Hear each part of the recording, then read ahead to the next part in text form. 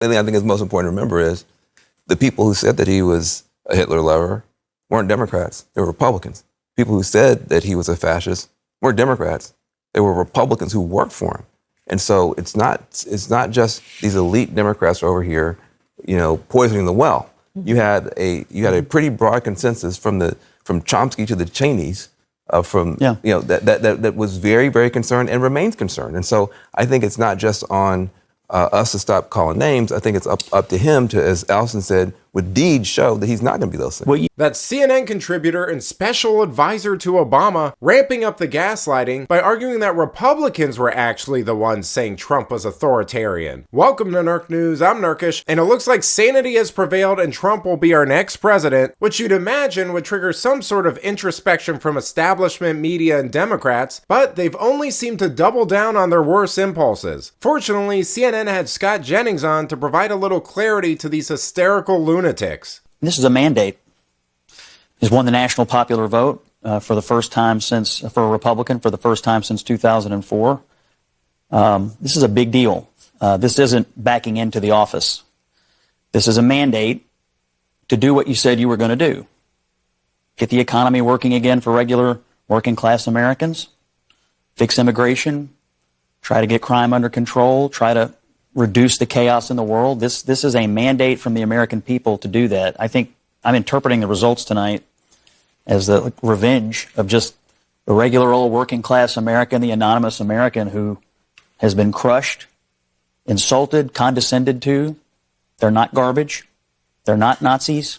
They're just regular people who get up and go to work every day and are trying to make a better life for their kids, and they feel like they have been told to just shut up when they have complained about the things that are hurting them in their own lives. I also feel like this election, as we sit here and pour over this tonight, is something of an indictment of the political information complex. I mean, we've been sitting around here for the last couple of weeks, and the story that was portrayed was not true.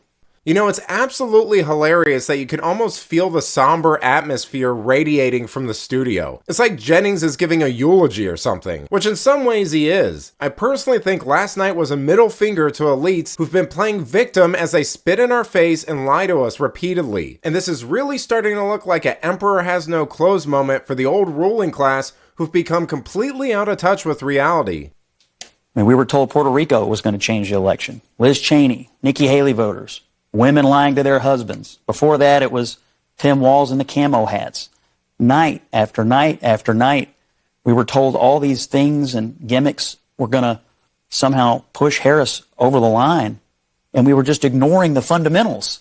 Inflation, people feeling like that they were barely able to tread water at best. That was the fundamentals of the election. And so I think that both parties should always look at the results of an election and figure out what went right and what went wrong. But I think for all of us who cover elections and talk about elections and do this on a day-to-day basis, we have to figure out how to understand, talk to, and listen to the half of the country that rose up tonight and said, we've had enough.